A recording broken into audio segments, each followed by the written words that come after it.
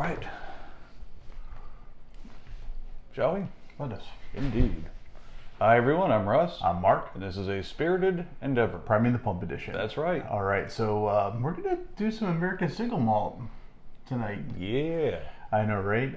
This has been a fun category. We found some really great stuff. We've had a few kind of in the bar here that we haven't touched in a little bit. Thought it might be fun to revisit one or two of them as well. Yeah, I'm looking forward to that myself. Yeah, we got a brand new one that I just recently found, and I'm really excited to try that one too. But tonight we're gonna start off with the Westward. Yeah. Now this is one we fell in love with this one quite a while ago. Yeah, we really did. Now this was one I wasn't able to find it locally, but I was able to get online through an online retailer, and this one was a fun one. Yeah. Obviously, the bottle is well loved. Yep.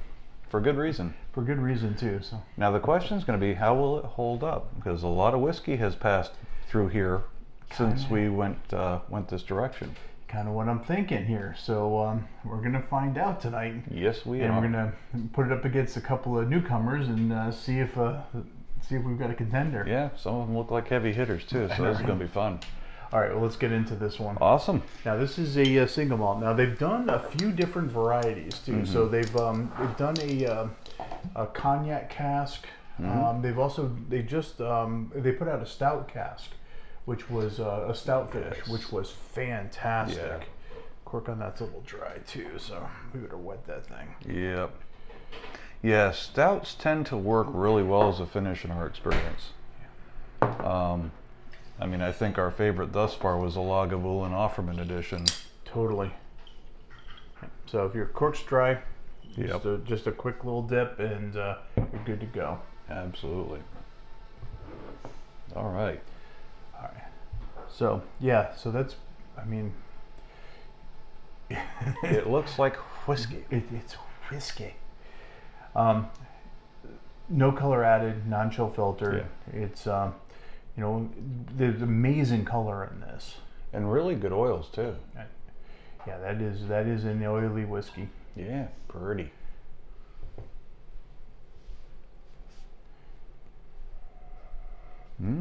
Yeah, so... Now, American single malts, they're different than Scotch. I mean, they're made with barley. They're I mean, it's everything. They're made with the same type of methods. Yeah. Or similar methods. Sometimes the aging and everything, where American single malts aren't really have the same regulations that Scotch does. Yeah. So you don't have to use used oak casks, things of that nature. Right, but this one smells like it could be a Scotch. It's funny. I swear this comes across like a lowland. It comes really across like what's that, Auchentoshan? Like an Auchentoshan, yeah, exactly. Maybe that or Campbellton but it's got that nice sweetness to it. It's very butterscotchy, on the nose, buttery. Yeah. There's almost like a fruit candy in the background kind of sweetness on the nose too. Yeah, absolutely. And of course you get the vanilla and you get the caramel and it's but you know what? And if you think about it too, this is distilled in Colorado or not Colorado, Oregon. Oregon, and the weather in Oregon is somewhat similar to Scotland. Not far off by any means. Yeah. So this one doesn't have an age statement.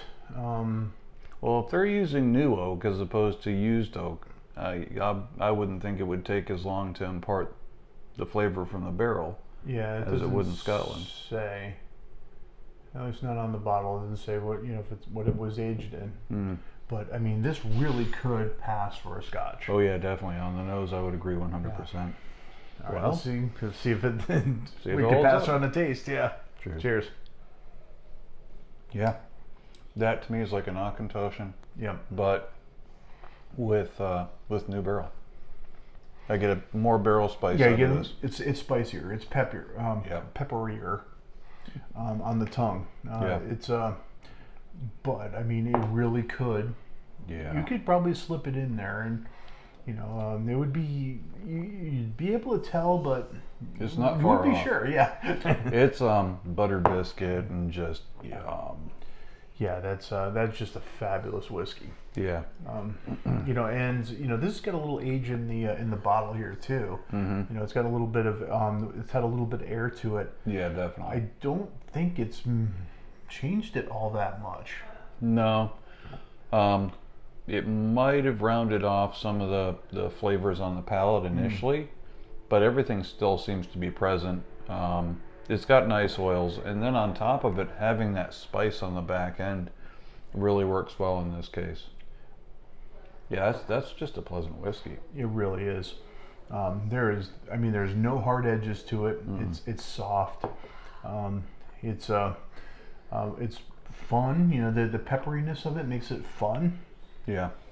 It's lively. It's just a well crafted whiskey. Yeah. No, I think if you dig lowlands, you're gonna dig this. Yeah. So if you're you're a Scotch person and you want to maybe expand your horizons and everything, but you're looking to maybe jump into or not take too far of a leap. Yeah. This could be a good starting point for you. No, I would agree with that. Now, I don't remember what we ranked this one previously, if we ranked this one previously. No, I don't think we've done a Priming the Pump episode on this one. We've done this as a like a Saturday episode. Like a Saturday episode. Yeah. So never had it stand on its own. Nice. Yeah, that is just pleasant. That's an easy sipper right there, and it's not too thick in the glass. But it still has nice oils to cling to the palate, so it doesn't just disappear on you. But yeah, that's just pleasant. The only thing that I'm gonna maybe mark it against it a little bit is the finish on it is just a tad tannic. Yeah, little bit. I'm noticing that as well. Just a touch. I mean, not to the point where it's unpleasant, but it definitely has that black tea kind of. Maybe that's been brewed just a hair too long. Yep, no, I would agree with that. No, that to me is like the only downside.